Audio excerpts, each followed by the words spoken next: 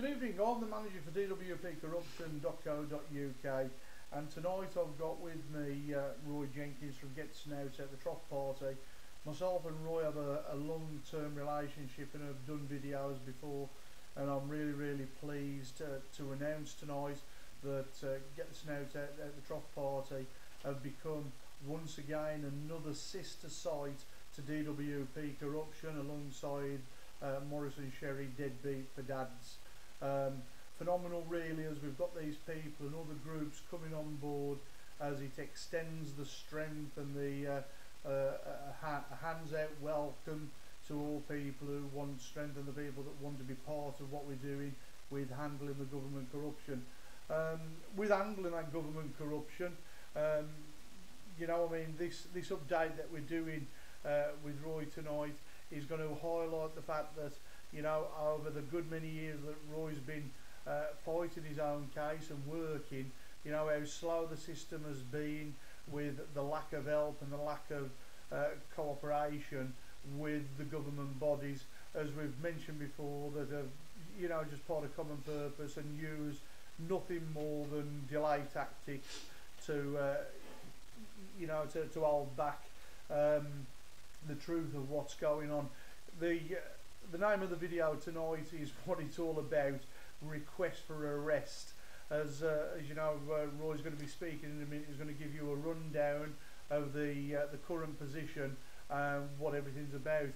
But I mean, in reality, what we're talking about is we've got this Miss Straffy, who's the HM Customs CEO. Yeah. What's the situation there? What's going on at this moment in time? Well, what's happened is, from the last video, as you know, I was reading from a statement that was sent to me. It was made by James Scale, who's a customs officer with the NISC, and the first page showed maybe 10 irregularities or lies, or whichever way you want. We have asked several times to the FOI officer at customs to send us a copy, or the person who's made this statement, because it obviously isn't Scale who's made the new statement. I asked in several emails to a Mrs. Earing, who's the FOI officer at HM Customs, to please give me the name and the direct fax number to Mrs. Straffy, which she refused to do until this week. She still won't give me the fax number, which she has given me. But we've got documentation here that suggests that this Miss Straffy has actually received the recorded letter. You've got the time that she recorded it. And am I right in saying that you've requested that Tony Blair, Gordon Brown and all CO officers for the Customs and Excise should be arrested? Yeah, I've asked for both Blair and Brown. I've asked for Tony Wright MP to be charged, Chief Constable Sims, Swift, Scott Lee and crew to be charged, along with the customs officers involved in ex-CEOs of HM Customs. The reason for that is the documents that Straffy has got show conspiracy to cover up. I've kept back a document for several years, which is it's a statement of truth made by James Scale in 1999, and it's a pack of lies from start to finish. It was sent to the previous a gentleman called C.S. Baker, who was the head of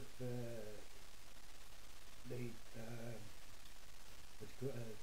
Investigate Corrupt Police Office for West Midlands. I sent both himself and crew a copy of this document. Within 2 days, Baker had retired. He suddenly resigned because he knew that for 4 years he'd been talking to me, he'd just been covering up. This statement of truth shows a complete conspiracy between customs and the police.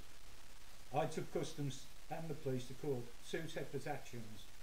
Unbeknown to me, the police and customs decided to make it a joint case.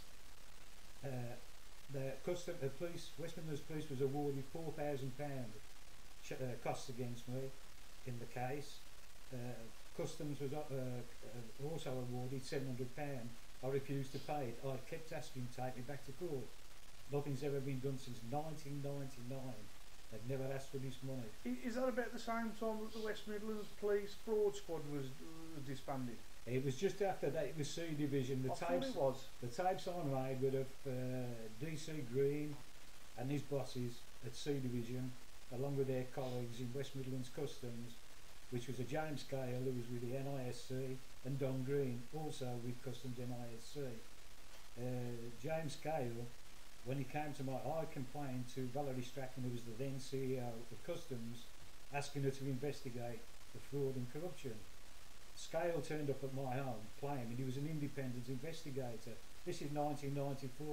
In 1999, when he signed his statement of truth, which was entered into the courts, he there stated he was actually in charge of the case I was complaining about.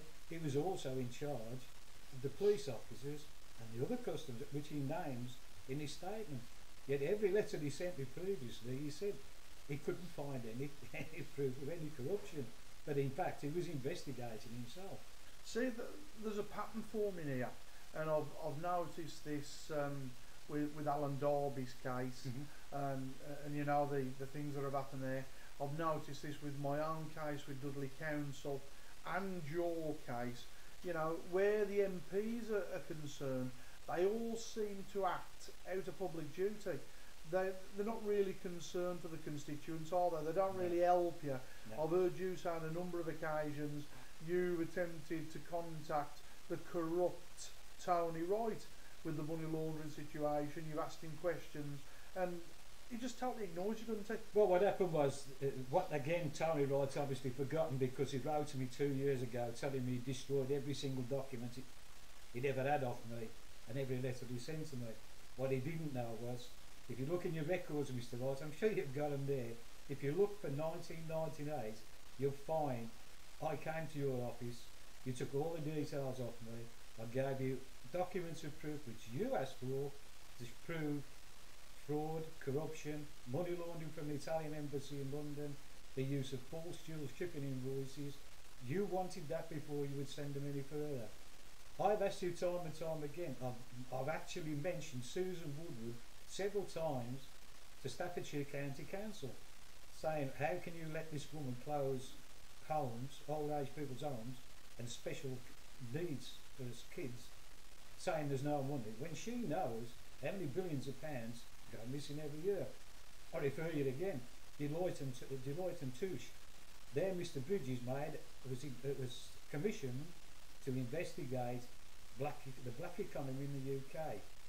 £100 million per annum he found, and that was only the tip of the iceberg. That was in 1997. Strangely, nobody's ever heard of it, this commission report that he made. We know what it contains, as you know what it contains. We have asked for Wright, Blair and all these others to be arrested and charged for conspiracy to cover up money laundering. It's collusion. It's collusion. You know, I mean, I've been absolutely gobsmacked this week because we've actually put a piece of information on site pertaining to Tony Wright, Labour Cannock MP, and this is regards. Did you know that he was on 3 separate committees in government? And I mean, the one committee that he's on is to answer questions to anybody with problems. And he's totally ignored yours. He won't answer anybody. I know constituents within the Great Worley area and Cannock area who've gone to him with problems.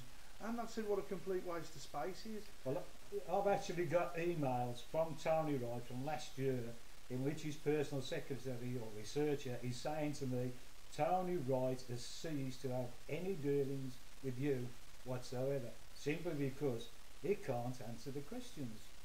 And he's going to back down there, isn't he? Oh, the thing is this, I've asked this Miss Straffley to arrest these people. All the proof is there. She's got all the proof. She's been shown that I've asked her to look on my side.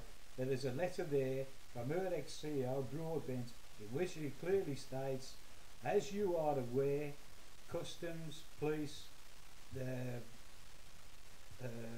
Abrams have all investigated your complaints. So what I can see of it, Tony, watch your back, because we're coming for you. Yes, we are.